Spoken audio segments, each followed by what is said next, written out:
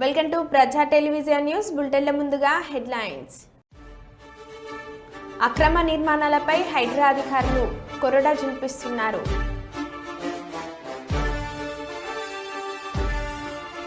దామిరెలో క్షుద్ర పూజల కలకలం. దేవర ప్రీ రిలీజ్ ఈవెంట్ రద్దుపై ఎన్టీఆర్ స్పందన.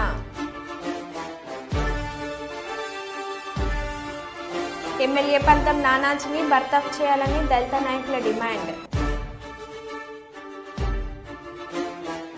భగవద్గీతను అనుసరిస్తే ప్రధానమంత్రి నరేంద్ర మోడీలా అవుతారన్న రాష్ట్ర మంత్రి టీజీ భరత్. ఆంధ్రప్రదేశ్ ఐక్య ఉపాధ్యాయ ఫెడరేషన్ ఆధ్వర్యంలో జిల్లా వ్యాప్తంగా ఆటల పోటీలు. మెగాస్టార్ చిరంజీవి స్వయం కృషికి అరుదైన గౌరవం.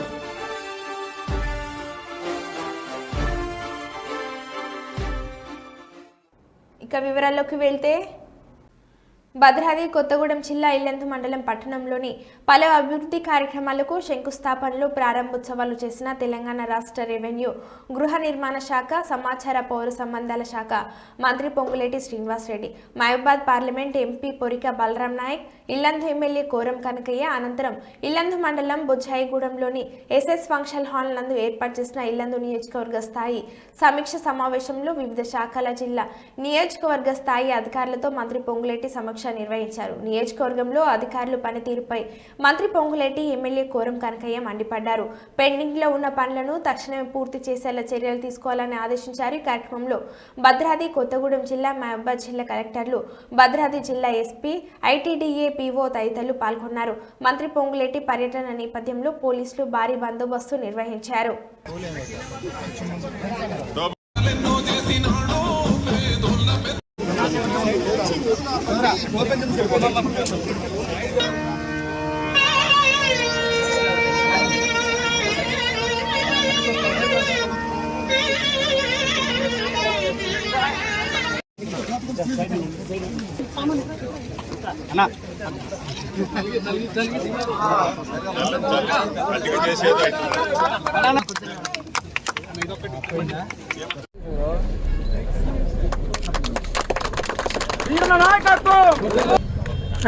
డిపార్ట్మెంట్ ఆర్ఎండ్బి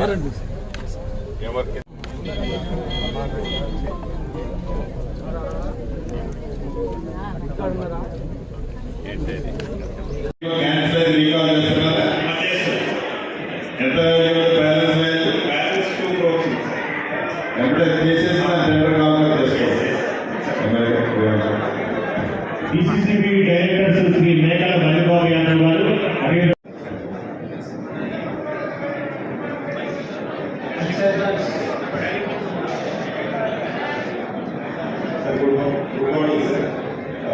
కొత్తగూడెం డివిజన్ కింద 2 మండలాలు వచ్చాయి సార్. అధికారులతో పాటు ప్రజాప్రతినిధులు, సొసైటీ అధ్యక్షులు ఉంటారు, అదే రకంగా కార్పొరేటర్లు ఉంటారు, కౌన్సిలర్. ముఖ్యమంత్రి రేవంత్ రెడ్డి సోదరునికి నోటీస్ ఇచ్చి వదిలేస్తారు, కానీ పేద మధ్య తరగతి ప్రజలకు నోటీసులు ఇవ్వకుండా కోర్టుకు పోకుండా వారాంతాల్లో ఇల్లు కాలి కూలుస్తారా? ముఖ్యమంత్రి సోదరునికి ఒక న్యాయం, సామాన్యులకు ఇంకో న్యాయం అంటున్న ప్రజలు.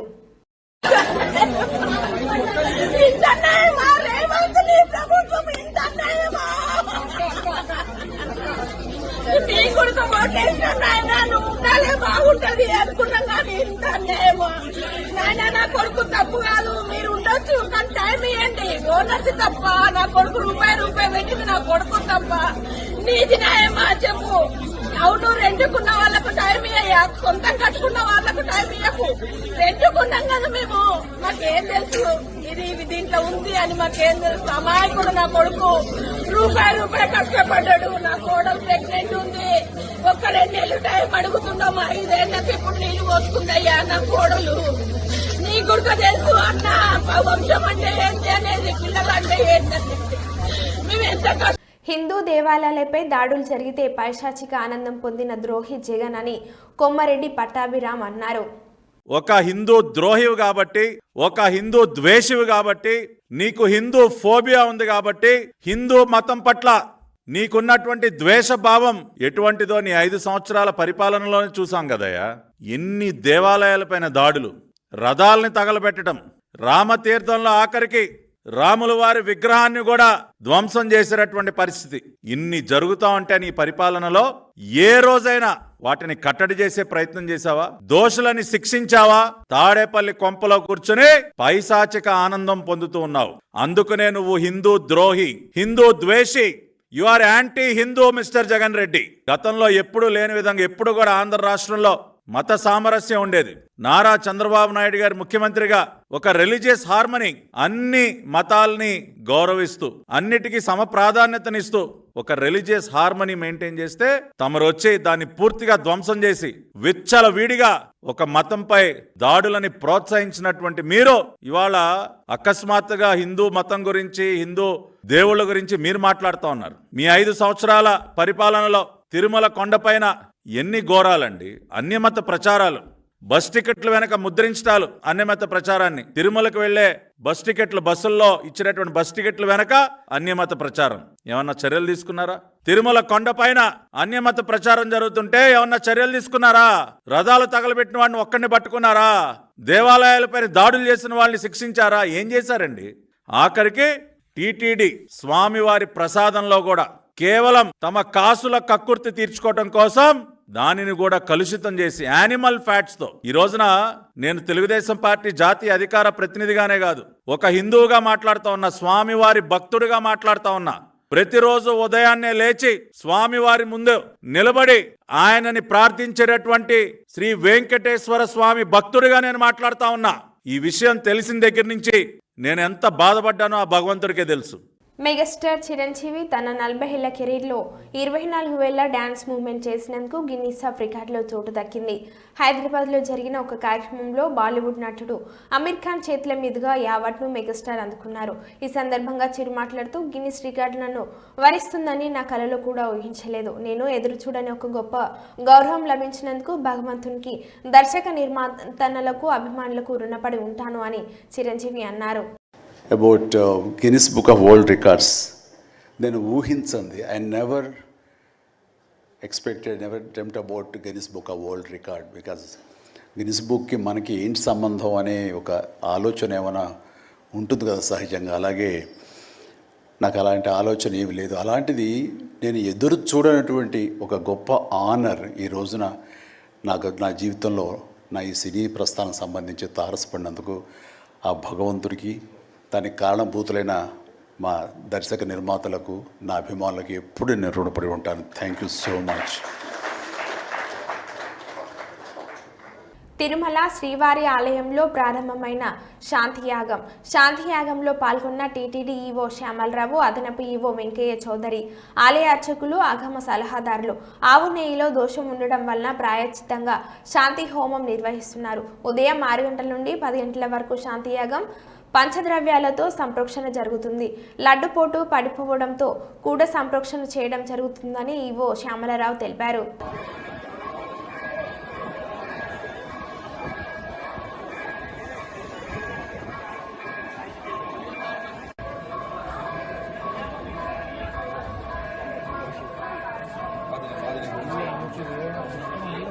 ప్రతి హిందువును ప్రశ్నిస్తున్నాను, ముందు మీరు హిందూ మతాన్ని గౌరవించండి. ప్రతి హిందువు ఆత్మ పరిశీలన చేసుకోవాలి, తప్పులను ఖండించాలి, బయటికి వచ్చి పోరాడాలి. తప్పు జరిగి ఉంటే మనకెందుకులే అని ఇంట్లో కూర్చుంటే మన ధర్మంపై, తిరుమల లడ్డుపై జరిగినట్లుగా దాడులు జరుగుతాయి. ఇది నేను సాటి హిందువులను కూడా నేను ప్రశ్నిస్తున్నాను. మీరు కూడా తప్పు చేశారు దీంట్లో. ఇది ముందుగా ప్రతి హిందువు గౌరవించాల్సింది. దీన్ని మీ మతాన్ని మీరు గౌరవించుకోండి ఫస్ట్. ప్రతి హిందూ నేర్చుకోవాలి ఇది. ప్రతి హిందూ ఆత్మపరిశీలన చేసుకోవాలి. మీరు బయటికి రావాలి. తప్పు జరుగుతూ ఉంటే కూర్చొని చేతులు కట్టుకొని మనకెందుకులే అంటే ఇలాగే ఉంటాయి. ఇది మారాలి. ఇది నిర్మల్ జిల్లా కేంద్రంలోని ఆర్టీసీ డిపోలో బస్సు ఆదివారం రాత్రి అపహరణకు గురి కావడం కలకలం రేపింది. మహారాష్ట్రకు చెందిన ఒక వ్యక్తి మధ్యమధ్యలో ఆర్టీసీ డిపో గోడ దూకి అందులోకి ప్రవేశించాడు. AP 01Z0076 నెంబర్ గల ఆర్టీసీ బస్సును అపహరించాడు. గమనించిన సెక్యూరిటీ సిబ్బంది బస్సును వెంబడించడంతో సోఫీనగర్ వద్ద బస్సు ప్రమాదానికి గురికాగా సెక్యూరిటీ సిబ్బంది బస్సును స్వాధీనం చేసుకున్నాడు. పోలీసులకు సమాచారం ఇవ్వగా అక్కడికి చేరుకుని బస్సు ఎత్తుకెళ్లిన దుండగుడిని అదుపులోకి తీసుకున్నారు. కానిస్టేబుల్ మాట్లాడుతున్నాను. డిపో నుంచి బయటకు వెళ్ళడంతో నేను అకస్మాత్తుగా చూసి అక్కడే ఉన్న PHB డ్రైవర్ 2 వీలర్ తీసుకొని వెనక ఫాలో అయ్యి పట్టుకోవడం జరిగినది ఇక్కడ సోఫీనగర్లో. వాడు గోడ ఎక్కి లోపలికి వచ్చి ఆటోమేటిక్ స్టార్ట్ బటన్ ఉంటుంది బస్కి. సో దాన్ని ఆటోమేటిక్ స్టార్ట్ చేసుకొని బయటకు వెళ్ళడం జరిగినది. దాన్ని చూసి నేను ఆగుమని అరిచాను. వాడు వినకుండా అట్లనే తీసుకొని వచ్చాడు. నేను వెంటనే ఆ బస్ ఎన్నుకొని ఫాలో అయ్యి ఇక్కడ సోఫీనగర్లో పట్టుకోవడం జరిగినది. ఏ బండనా ఏ నుంచి అదే వచ్చింది కదా.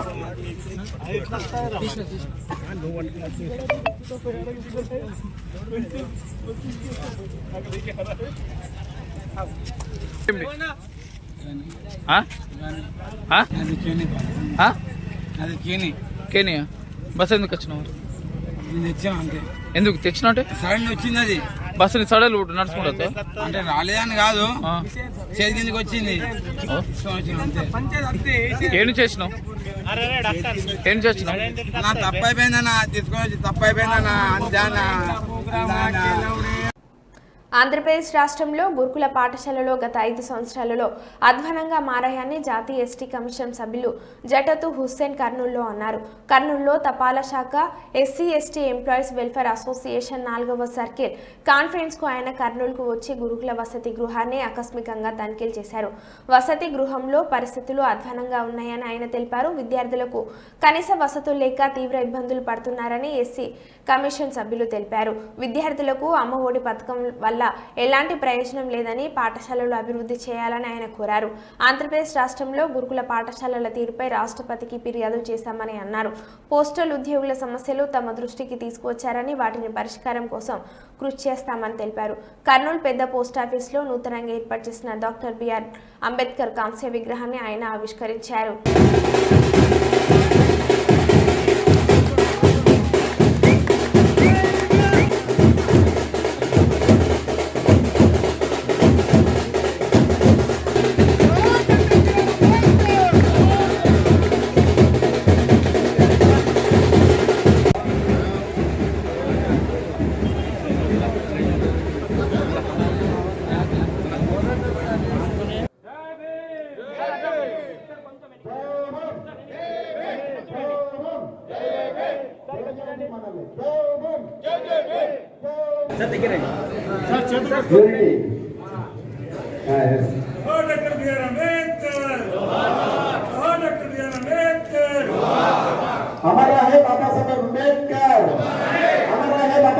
కానీ దీనికన్నా ముందు నేను అనుకోకుండా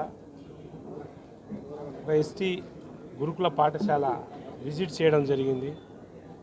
కానీ చాలా బాధాకరం. పేరుకు ఎస్టీ ఎస్సీలను ఉద్ధరిస్తున్నాం అంటారు ప్రభుత్వాలు, కానీ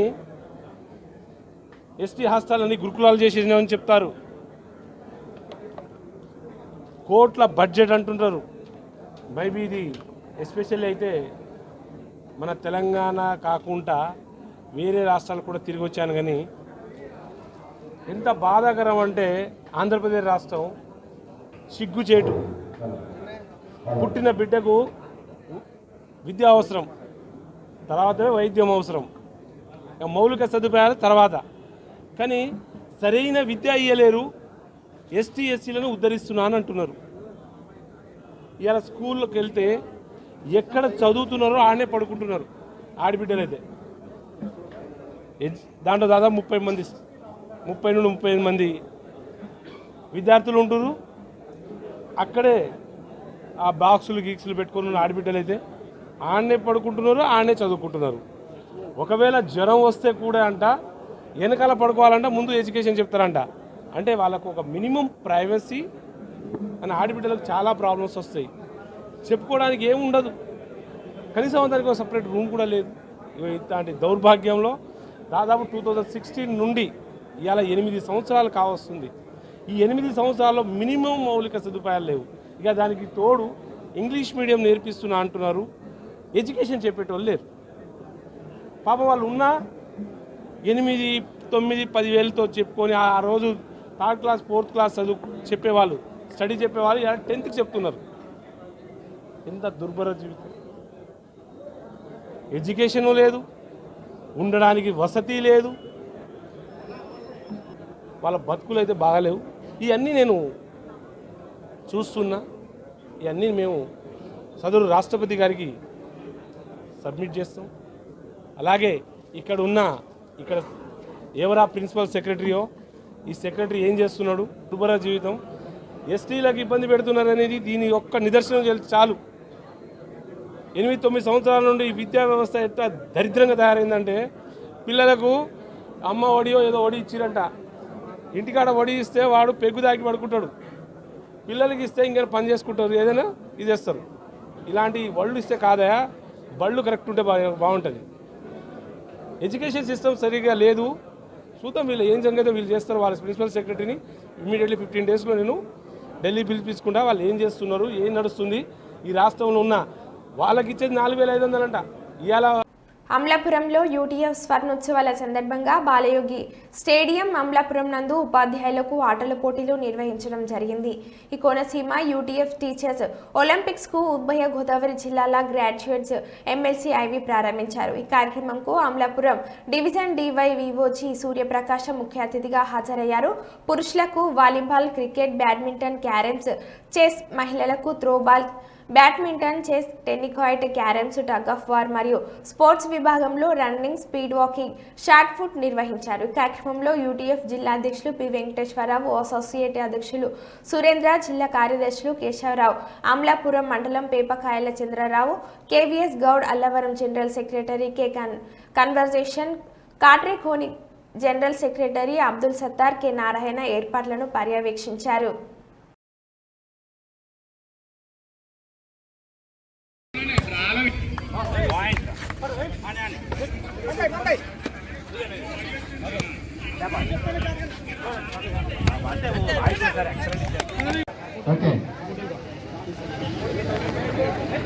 ఆంధ్రప్రదేశ్ ఐక్యోపాధ్యాయ ఫెడరేషన్ 50 వసంతాలు పూర్తి చేసుకుంటున్న సందర్భంగా ఈ కోనసీమ ఒలింపిక్స్ లో పాల్గొంటున్నటువంటి మీ అందరికీ యూటీఎఫ్ పూర్వ అధ్యక్షునిగా, టీడీఎఫ్ ఎమ్మెల్సీగా శుభాకాంక్షలు, అభినందనలు తెలియజేస్తా ఉన్నా. ఈ 50 వసంతాల కార్యక్రమం ఈరోజు జరుగుతుంటుంటే ఇంతకు ముందు కూడా మన ఉమ్మడి తూర్పుగోదావరి జిల్లాలో టీచర్స్ ఒలింపిక్స్ పేరుతోటి మనం ఈ ఆటల పోటీలు నిర్వహించాం. ఇప్పుడు ప్రత్యేక సందర్భంగా ఈ యొక్క ఆటల పోటీలు 50 వసంతాల సంబరాల సందర్భంగా నిర్వహించుకుంటున్నాం. ఈ అంబేద్కర్ కోనసీమ జిల్లాలో ఈ కోనసీమ ఒలింపిక్స్ లో పాల్గొంటున్న మీ అందరికీ కూడా మరోసారి అభినందనలు, శుభాకాంక్షలు తెలియజేస్తున్నాం. మనలో చాలా మంది ఆట ఆడదామనుకున్నా, పాట పాడదామనుకున్నా వేదికలు లేక, నిర్వహించే వాళ్ళు లేక, రోజువారీ పనిలో కూరుకుపోయి కొంత ప్రత్యేకమైనటువంటి ఆసక్తులు ఉన్న వాళ్ళు మినహా మిగిలిన వాళ్ళందరూ కూడా ఈ ఆటలకి, పాటలకి, సాంస్కృతిక కార్యక్రమాలకి దూరంగా ఉన్నాం. అయితే ఈరోజు ఈ వేదిక మనందరినీ ఒక చోటకి చేర్చింది. ఇలాంటి అవకాశం మీకు ఇస్తున్నది. దీన్ని ఉపయోగించుకుంటున్నందుకు గెలుపు ఓటములు ఏమైనప్పటికీ కూడా పార్టిసిపేట్ చేయటం అనేటువంటిదే ఇలాంటి సందర్భంలో చాలా ముఖ్యమైనది.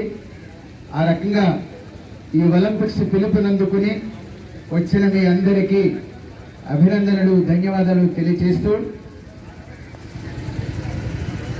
ఆట ఆడుకుందామా, పాట పాడుకుందామా, ఆట ఆడుకుందామా, పాట పాడుకుందామా, అందరూ కూర్చొని మాట్లాడుకుందామా, ఆట ఆడుకుందామా, పాట పాడుకుందామా, అందరూ కూర్చొని మాట్లాడుకుందామా. నోరుండి పాడలేమా, కాళ్ళుండి ఆడలేమా, నలుండి పాడలేమా కలుండి ఆడలేమా బ్రతుకంత బొమ్మలుగా బోసిపోయి బ్రతుకుదామా ఆటాడుకుందామా పాట పాడుకుందామా అందరూ కూర్చొని మాట్లాడుకుందామా. ఓకే, మీరు ఆట ఆడండి, చూసేవాళ్ళు కూర్చుంటారు. ఓకే, దేవర ప్రీ రిలీజ్ ఈవెంట్ రద్దుపై ఎన్టీఆర్ స్పందన. వీడియో రిలీజ్ చేసిన జూనియర్ ఎన్టీఆర్, ఈరోజు దేవర ప్రీ రిలీజ్ ఈవెంట్ జరగకపోవడం చాలా బాధాకరం. సమయం దొరికినప్పుడు మీతో దేవర మూవీ కోసం పడిన కష్టం గురించి మీ అందరికీ వివరిద్దామని ఎగ్జైటెడ్గా ఉన్నాను. సెక్యూరిటీ రీజన్స్ వల్ల ఈవెంట్ను క్యాన్సిల్ చేయడం జరిగింది. అభిమానుల కంటే నేను ఎక్కువ బాధపడుతున్నాను. ఈ ఈవెంట్ క్యాన్సిల్ అవ్వడం నిర్మాతలలో లేకపోవడం, ఈవెంట్ ఆర్గనైజర్ని బ్లేమ్ చేయడం తప్పు అని నా ఫీలింగ్. అభిమానులు కురిపించే ఈ ప్రేమకు ఆ జన్మంతా రుణపడి ఉంటాను అని జూనియర్ ఎన్టీఆర్ అన్నారు.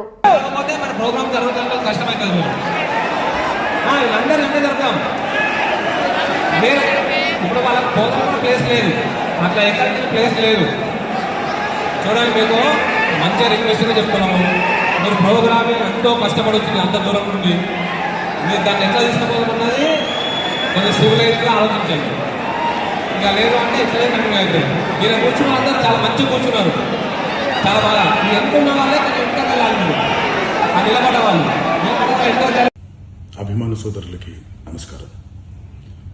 ఈరోజు దేవరా ప్రీ రిలీజ్ ఈవెంట్ జరగకపోవటం, క్యాన్సిల్ అవటం నిజంగా చాలా బాధాకరం. ముఖ్యంగా నాకు ఇంకా చాలా బాధగా ఉంటుంది. మీ అందరికీ తెలుసు, అవకాశం దొరికినప్పుడల్లా మీతో సమయం గడపాలని, దేవరా మూవీ గురించి, దేవరా మూవీ కోసం మేము పడిన కష్టం గురించి మీ అందరికీ వివరిద్దామని నేను చాలా ఎక్సైటెడ్గా ఉన్నాను.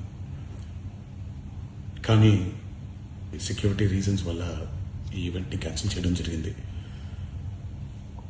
మళ్ళీ చెప్తున్నాను, మీతో పాటు నేను బాధపడుతున్నాను. మీకంటే నా బాధ చాలా పెద్దది, ఎక్కువ కూడా. కానీ ఇది ఇలా జరగడం దేవరా ప్రొడ్యూసర్స్ వల్ల, లేకపోతే ఈవెంట్ ఆర్గనైజర్స్ని వాళ్ళని బ్లేమ్ చేయడం కూడా తప్పనేది నా ఫీలింగ్. అది ముందుగా ఈ మీరు కురిపించే ఈ ప్రేమకి ఆ జన్మంతో రుణపడిపోయి ఉంటాను. కానీ ఈరోజు మనం కలవకపోయినా సెప్టెంబర్ 27వ తారీఖు మనందరం కలవబోతున్నాం. దేవరా చిత్రాన్ని మీరందరూ చూడబోతున్నారు. మీరందరూ చూసి, నేను ఎప్పుడూ మీకు చెప్పినట్టే, మీరు కాలర్ ఎగరేసుకుని తిరిగేలాగా చేయడమే నా బాధ్యత అని, దాంతో వచ్చే ఆనందం ఎంతో నేను మాటల్లో చెప్పలేను. 27వ తారీఖు సెప్టెంబర్ అదే జరుగుద్దని నేను ప్రగాఢంగా నమ్ముతున్నాను. శివగారు ఎంతో కష్టపడి ఎంతో అద్భుతమైనటువంటి సినిమా తీయడం జరిగింది. అందరూ చూడండి, అందరూ ఆనందించండి. అన్నిటికంటే ముఖ్యంగా మీ ఆశీర్వాదం ఈ దేవరకి చాలా అవసరం, నాకు చాలా అవసరం. సో దయచేసి మీ ఆశీర్వచనాన్ని మాకు అందిస్తారని మిమ్మల్ని కోరుకుంటూ, ఇంకొక మాట, మీరందరూ జాగ్రత్తగా ఇంటికి తిరిగి వెళ్తారని ఇంకొకసారి మీ అందరికీ నేను గుర్తు చేస్తూ సెలవు తీసుకుంటున్నాను. జై ఎన్టీఆర్. సంగారెడ్డి జిల్లా అమీన్పూర్ మున్సిపల్ పరిధిలోని కిష్టారెడ్డిపేట 12వ సర్వే నెంబర్లో నిర్మించిన అక్రమ నిర్మాణాల కూల్చివేత. పటేల్గూడ గ్రామానికి చెందిన పట్ట సర్వే నెంబర్ 6 పేరుతో కిష్టారెడ్డిపేట గ్రామం 12వ ప్రభుత్వ సర్వే నెంబర్లో నిర్మించిన సుమారు 16 అక్రమ నిర్మాణాలుగా గుర్తించిన హైడ్రా ఆదేశాల మేరకు రెవెన్యూ మున్సిపల్ శాఖ ఆధ్వర్యంలో కూల్చివేతలు. ఈ నిర్మాణాలు ఒక ప్రముఖ బీఆర్ఎస్ నేత నిర్మించారని గుర్తింపు. మీడియాను అనుమతించని అధికారులు, గట్టి పోలీస్ బందోబస్తు మధ్య హైడ్రా కూల్చివేతలు. బిల్డర్ చంద్రశేఖర్ను లోపలకు అనుమతించని పోలీసులు, కోర్టు నోటీసులున్న పట్టింపు లేదు అంటూ అధికారులను ప్రశ్నిస్తున్న బిల్డర్ చంద్రశేఖర్, కనీసం మా సామగ్రినైనా తెచ్చుకొనివ్వండి అంటూ ప్రాధేయపడుతున్న కొనుగోలుదారులు.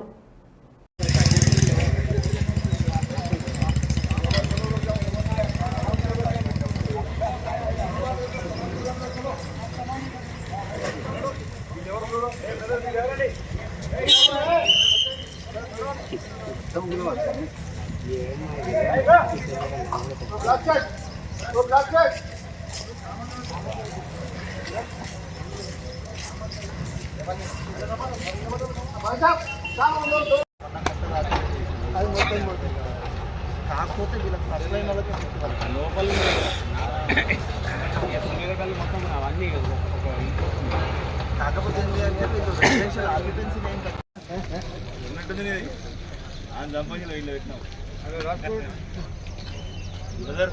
ఎవరే ఈ దూరం వీడియోలు తీసుకుంటామని చెప్పి चलो जी छोटा बच्चा लोग क्या करते चलो नीचे चलो ना भैया मैं मंदिर की अरवणी चलो भैया ले प्लीज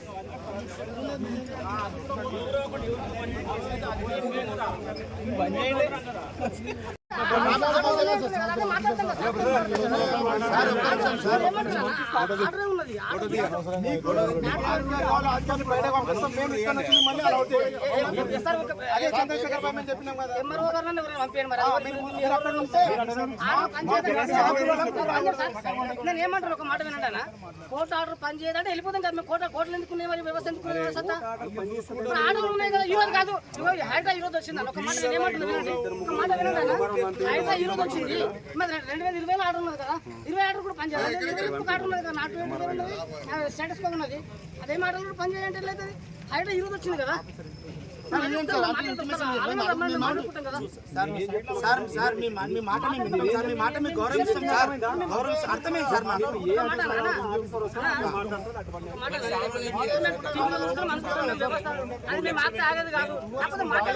సామాన్ తెచ్చుకున్నాను మరి ఆ సామాన్ నేను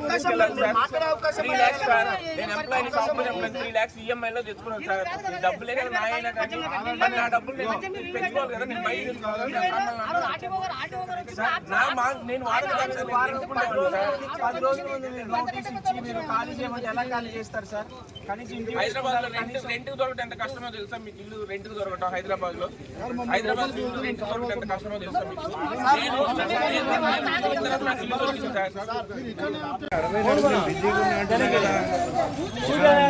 సార్ నువ్వు సడన్ గా అడిగి నేను ఇప్పుడు 60 అడుగు మాట్లాడతాను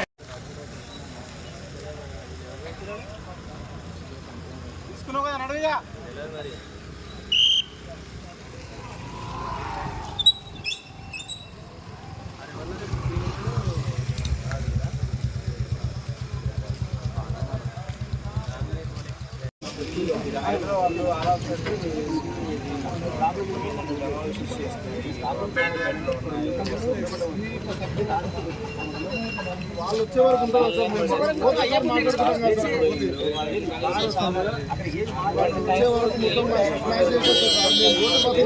ఏదో ఒకటి కదా సార్ మేము మా దగ్గర ఎందుకు వాళ్ళ సారాలు చూపిస్తాం కదా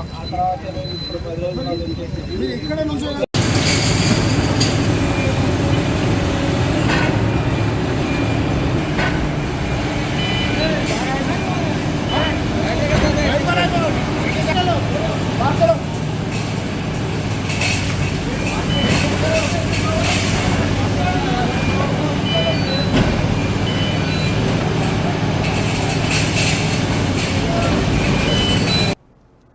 మరో బులెటిన్లో మళ్ళీ కలుద్దాం. Stay tune.